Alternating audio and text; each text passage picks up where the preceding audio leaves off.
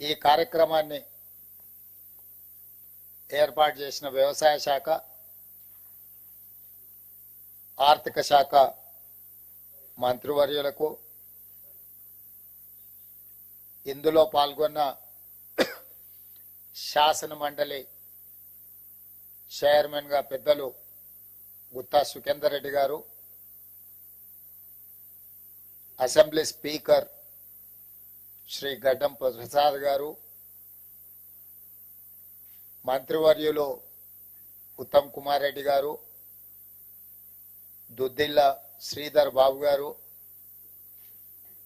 Revenue మంత్రి పొంగులేటి శ్రీనివాస్ రెడ్డి గారు, transport minister Ponnam Prabhakar గారు, ప్రభుత్వ ప్రత్యేక సలహాదారు, ఉమ్మడి రాష్ట్ర పిసిసి అధ్యక్షులుగా పనిచేసి ఆనాడు మన్మోహన్ సింగ్ గారు రైతు రుణమాఫీ చేసినప్పుడు క్రియాశీలక పాత్ర పోషించిన కె కేశవరావు గారు, చీఫ్ సెక్రటరీ గారు, ఫైనాన్స్ స్పెషల్ చీఫ్ సెక్రటరీ గారు, వ్యవసాయ శాఖ అధికారులు, బ్యాంకులకు సంబంధించిన అధికారులు, వివిధ ప్రాంతాల నుంచి వచ్చిన రైతులు, దాదాపుగా 577 రైతు వేదికల దగ్గర ఈ కార్యక్రమంలో పాల్గొనడానికి విచ్చేసిన వేలాది మంది తెలంగాణ రైతులకు మనస్ఫూర్తిగా కాంగ్రెస్ పార్టీ పక్షాన, తెలంగాణ ప్రభుత్వం పక్షాన కృతజ్ఞతలు తెలియజేస్తున్నా. ఇంత అద్భుతమైన గొప్ప కార్యక్రమంలో పాల్గొని దేశానికే ఆదర్శంగా నిలబడే అవకాశం తెలంగాణ ప్రజలు మాకు ఇవ్వడం జరిగింది. మా అధికారులు, మా మంత్రివర్గ సహచరుల యొక్క సంపూర్ణ సహకారంతో ఇచ్చిన మాట నిలబెట్టుకునే విధంగా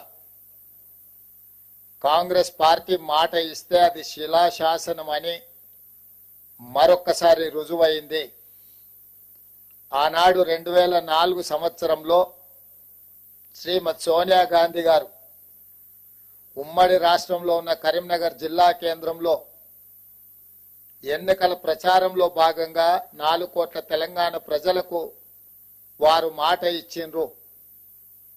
ఈ ప్రాంత ప్రజల యొక్క 60 సంవత్సరాల ఆకాంక్ష నాకు తెలుసు, తప్పకుండా అది నెరవేరుతుంది అని.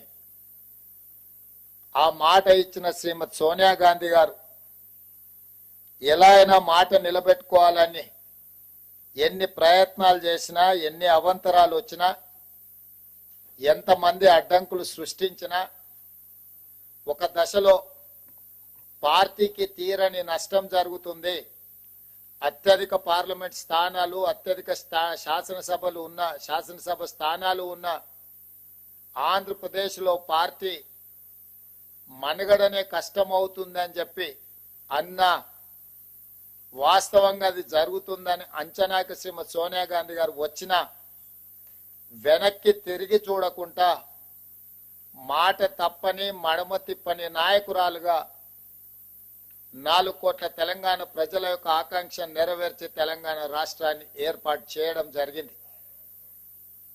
అంత గొప్ప నాయకురాలు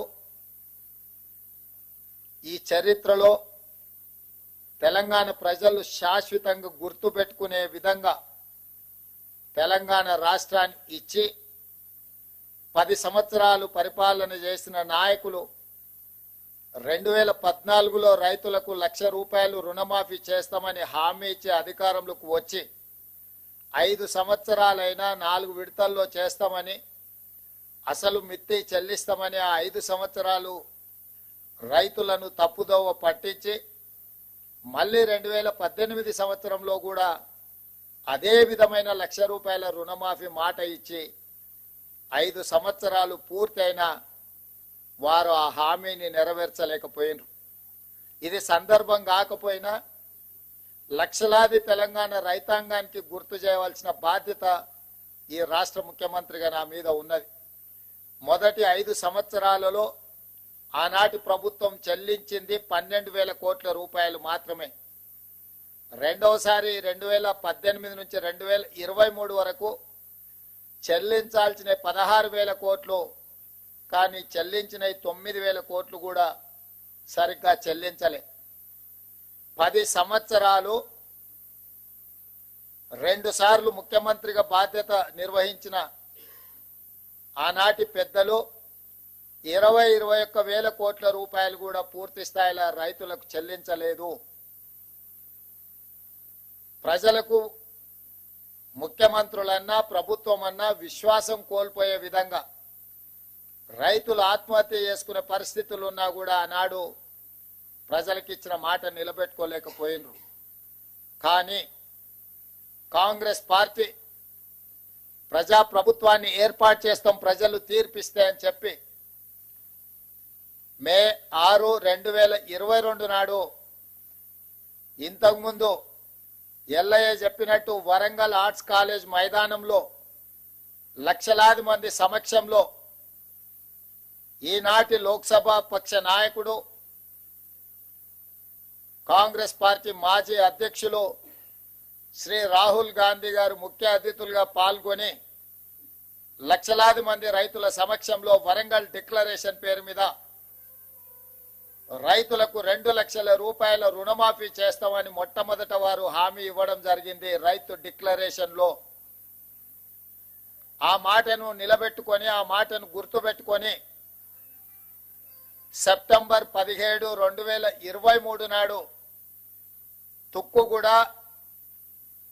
రంగారెడ్డి జిల్లా రాజీవ్ గాంధీ ప్రాంగణంలో శ్రీమతి సోనియా గాంధీ గారు 6 గ్యారంటీలను ప్రకటించి తెలంగాణ ప్రజలకు మన నాయకురాలు శ్రీమతి సోనియా గాంధీ గారు మళ్ళీ తెలంగాణ ప్రజలకు రెండవసారి మాట ఇచ్చిండ్రు. వారు స్పష్టంగా చెప్పిండ్రు, తెలంగాణ ఏ విధంగా అయితే మాట ఇచ్చి తెలంగాణ రాష్ట్రం ఇచ్చినమో అదే విధంగా సెప్టెంబర్ 17, 2023 నాడు రాజీవ్ గాంధీ ప్రాంగణం తుక్కుగూడ రంగారెడ్డి జిల్లా నడిగడ్డన నిలబడి 4 కోట్ల తెలంగాణ ప్రజలకు, లక్షలాది మంది తెలంగాణ రైతులకు నేను మాట ఇస్తున్నా, మీరు ప్రజా ప్రభుత్వాన్ని ఏర్పాటు చేయండి, తప్పకుండా మీకు 2 లక్షల రూపాయల రుణమాఫీ చేస్తా అని శ్రీమతి సోనియా గాంధీ గారు మాట ఇచ్చిండ్రు.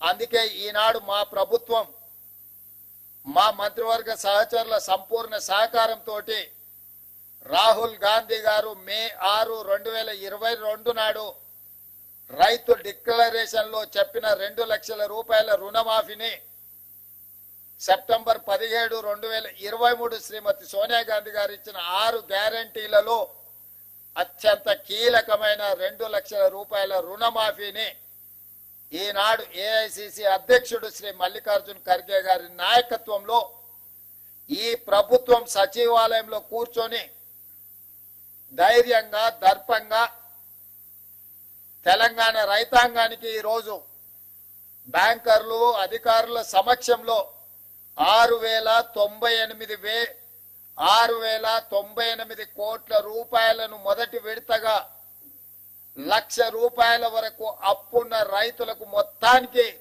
ఈ రోజు మీ ఖాతాలో జమ చేసి రైతు రుణ విముక్తి కలిగించి మీరు ఎలాంటి అప్పులు బ్యాంకులో ఉండకుండా మీ పాస్ పుస్తకాలు మీకు వచ్చే విధంగా ఈ రోజు కార్యక్రమాన్ని చేపట్టడం జరిగింది. సంపూర్ణంగా ఇది పూర్తి కావడానికి సహకరించిన మా అధికారులకు, మా సహచర మంత్రివర్గ సభ్యులకు తెలంగాణ రాష్ట్ర రైతాంగం తరఫున నేను కృతజ్ఞతలు తెలియజేస్తున్నా. ప్రజాప్రతినిధిగా ఒక జిల్లా పరిషత్ మెంబర్గా ప్రస్థానం మొదలుపెట్టిన నేను జిల్లా పరిషత్ చూసిన, శాసన మండలి ఎమ్మెల్సీగా పనిచేసిన, శాసన సభ్యుడిగా అసెంబ్లీలో పనిచేసిన, పార్లమెంట్ సభ్యుడిగా లోక్సభలో రాహుల్ గాంధీ గారు, సోనియా గాంధీ గారితో కలిసి పనిచేసిన ఈ 16 సంవత్సరాల సుదీర్ఘమైన రాజకీయ ప్రయాణంలో నా జీవితంలో మరుపురాని రోజు ఈ రోజు మీ సమక్షంలో ఉండి లక్షలాది మంది రైతులకు 2 లక్షల రూపాయల రుణమాఫీ చేసే భాగ్యము గొప్ప అవకాశము నాకు కలిగింది. మీకు మనస్ఫూర్తిగా ఈ అవకాశం అందించినందుకు ధన్యవాదాలు తెలియజేస్తున్నా. ఇవాళ ఇందులో 12/12/2018 అంటే చంద్రశేఖరరావు గారు ఏ రోజైతే కట్ ఆఫ్ డేట్ పెట్టి 11/12/2018కి లాస్ట్ రుణమాఫీ చేస్తా అని చెప్పిండో ఆ తెల్లారి నుంచే ఏ ఒక్క రోజు కూడా వృధా చేయకుండా 12/12/2018 నుంచి మొదలు పెడితే 9/12/2023 సంపూర్ణంగా 5 సంవత్సరాలు కేసీఆర్ పరిపాలించిన సమయంలో రైతులు చేసిన అప్పును 2 లక్షల రూపాయల వరకు ఉన్న అప్పును మొత్తాన్ని చెల్లించాలి అని ఈ రోజు మా ప్రభుత్వం నిర్ణయం తీసుకొని డిసెంబర్ 9, 2023 కట్ ఆఫ్ డేట్ పెట్టుకున్నాము. డిసెంబర్ 9కు ఉన్న ప్రత్యేకత మీకు అందరికీ తెలుసు. తెలంగాణ రాష్ట్ర ఏర్పాటు ప్రక్రియను ప్రారంభించిన రోజు డిసెంబర్ 9. అదే విధంగా మన తెలంగాణ రాష్ట్ర కళ సాకారం చేసిన శ్రీమతి సోనియా గాంధీ గారి జన్మదినం కూడా డిసెంబర్ 9. అందుకే డిసెంబర్ 9 మనందరికీ ఒక పండగ, మనందరికీ ఒక శుభకార్యం జరుపుకునే సందర్భము, మనందరం కూడా సంతోషాన్ని కలిసి పంచుకునే సందర్భం. అందుకే 3 తారీఖు నాడు ఫలితాలు వచ్చిన డిసెంబర్ 7 తారీఖు నాడు మేము అధికారికంగా ప్రమాణ స్వీకారం చేసిన డిసెంబర్ 9నే మనము కొలబద్దగా పెట్టుకొని రైతు రుణమాఫీ ఆ తారీఖు వరకు చెయ్యాలన్న ఆలోచనతోటి ఈ రోజు ఈ ప్రభుత్వం ముందుకు వచ్చింది. ఇంత మంచి కార్యక్రమం అద్భుతంగా ఏ సమస్య లేకుండా ఏ అవాంతరాలు రాకుండా ఈ కార్యక్రమాన్ని పూర్తి చేసే ఒక సంకల్పంతో ఈ రోజు ముందుకు వస్తున్నాము. ఇది మొదటి విడత మాత్రమే. 1,00,000 వరకు మొదటి విడతలో 100% లక్ష లోపల ఉన్న రైతులకు 100% రుణ విముక్తి కలిగించినము. 0 నుంచి 1,00,000 రూపాయల వరకు ఉన్న ప్రతి రైతుకు ఈ రోజు రుణ విముక్తి జరుగుతుంది. రెండవ విడత 0 నుంచి 1,50,000 వరకు ఉన్న లక్షలాది మంది రైతులకు రెండవ విడత 100% రుణమాఫీ చేస్తాము. మూడవ విడత 0 నుంచి 2 లక్షల వరకు ఉన్న రైతులకు 100% రుణ విముక్తి చేస్తాము. 3 విడతలలో 31,000 కోట్ల రూపాయలు ఆగస్టు నెల పూర్తి కాకముందే మీ ఖాతాలలో నగదు చేసి ఎలాంటి నిబంధనలు లేకుండా కొంతమంది రైతు రుణమాఫీకి రేషన్ కార్డు కావాలని అడుగుతుంది ప్రభుత్వాన్ని అపోహలు సృష్టిస్తున్నారు. లక్షలాది మంది రైతులు రైతు వేదికలలో ఎక్కడైతే హాజరైనరో రేషన్ కార్డు కుటుంబాన్ని గుర్తించడానికి మాత్రమే, రైతు రుణమాఫీ చేయడానికి రేషన్ కార్డు ప్రాతిపదిక కాదు. రైతు రుణమాఫీ చేయడానికి ప్రాతిపదిక మీకు భూమి ఉండాలి, భూమికి పాస్బుక్ ఉండాలి. పాస్బుక్ బ్యాంకులో పెట్టి మీరు రుణం తెచ్చుకుంటే, రైతు రుణం తెచ్చుకుంటే ఆ రుణాన్ని మాఫీ చేస్తాము.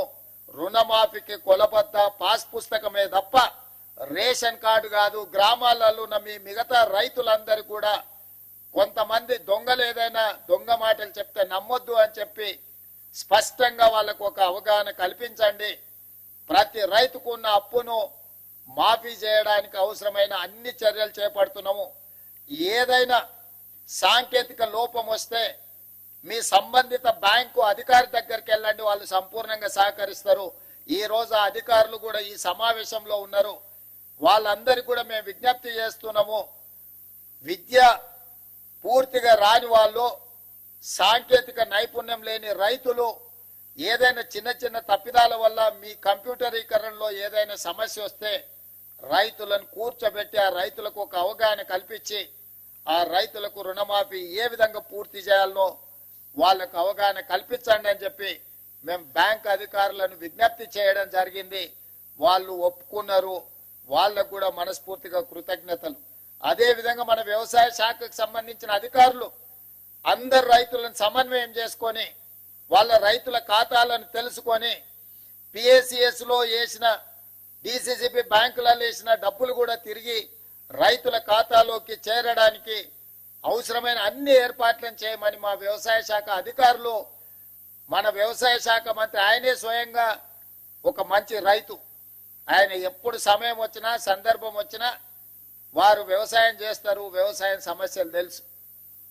ఇక మా ఆర్థిక శాఖ మంత్రి బట్టి విక్రమార్క గారు మీకు తెలుసు, ఆదిలాబాద్ నుంచి ఖమ్మం వరకు వందలాది కిలోమీటర్లు పాదయాత్ర చేసి రైతులతో మమేకమై రైతుల సమస్యలను తెలుసుకొని వాటిని పరిష్కరించడానికి ఇవాళ ఆర్థిక మంత్రిగా వారికి ఉన్న అనుభవాన్ని అంతా ఉపయోగించి ఏ మాత్రం వనరుల ఇబ్బంది జరగకుండా ఈ రోజు ముందుకు తీసుకెళ్తున్నాడు. వారికి ఆర్థిక మంత్రిగా బాధ్యత అప్పజెప్పినప్పుడు ఆయన గారు ఇచ్చిపోయిన అప్పు 7 లక్షల కోట్ల రూపాయలు. 7 లక్షల కోట్ల రూపాయలు ఆయన గారు అప్పు చేస్తే పెద్దలు బట్టి విక్రమార్క గారు ప్రతి నెల 7,000 కోట్ల రూపాయలు మిత్తి కడుతున్నాడు. అప్పు చేసిన అయ్యగారు మిత్తి కడుతున్నదేమో బట్టి విక్రమార్క గారు ప్రతి నెల తిన్నా తినకపోయినా ఉపాసం బండి అయినా పోయినసారి చేసిన అప్పులకు ఇప్పుడు మన బట్టి విక్రమార్క గారు ప్రతి నెల దాదాపుగా 7,000 కోట్ల రూపాయల మిత్తి కడుతున్నాడు. తెలంగాణ రాష్ట్రం వచ్చినప్పుడు సంవత్సరానికి 12 నెలలకు కలిపి కడుతున్న మిత్తి అప్పు 6,500 కోట్లు.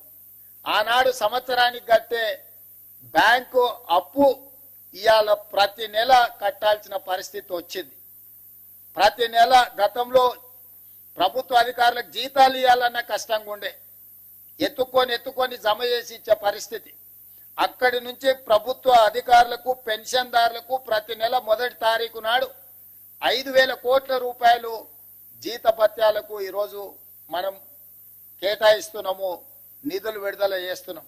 సరిగ్గా 7 నెలలు మనం మహాలక్ష్మి గాని, గృహజ్యోతి గాని, రాజీవ్ ఆరోగ్యశ్రీ గాని ఇట్లా వివిధ ఖాతాలకు వివిధ మన 6 గ్యారంటీలలో అమలు చేసిన 5 గ్యారంటీలకు ఇప్పటి వరకు 29,000 కోట్ల రూపాయలు మన ప్రభుత్వం ఖర్చు పెట్టింది. అంటే ఇన్ని రకాలుగా ఇబ్బందులు వచ్చినా సంక్షేమ పథకాలకు ఇప్పటికీ 7 నెలల్లోనే 29,000 కోట్ల రూపాయలు ఖర్చు పెట్టి ప్రతి నెల పోయిన ప్రభుత్వం చేసిన అప్పుకు దాదాపుగా 7,000 కోట్ల రూపాయలు మిత్తి కట్టుకుంటా ఇప్పుడు రైతులను ఆదుకోవాలి, రైతులకు ఇచ్చిన మాట నిలబెట్టుకోవాలి. మాట ఇస్తే మాట తప్పం, మడమ తిప్పము.